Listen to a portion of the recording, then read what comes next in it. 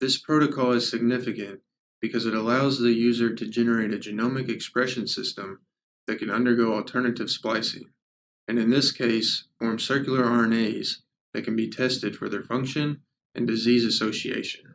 The main advantage of this technique is that it will pave the way for others to use this protocol in molecular biology and cloning when studying alternative splicing and circular RNA formation and function. My advice to someone trying this technique for the first time would be to optimize the PCR conditions. Run gradients or perform touchdown PCR with different annealing temperatures and extension times. Usually longer fragments over 6 kb will extend 1 kb per cycle, and different annealing temperatures will need to be tested for the best amplification.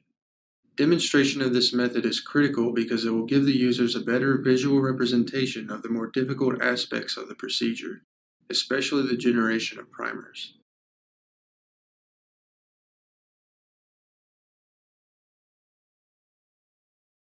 To begin this procedure, load the UCSC genome browser and use it to identify repetitive elements necessary for circular RNA formation and incorporate them into the constructs.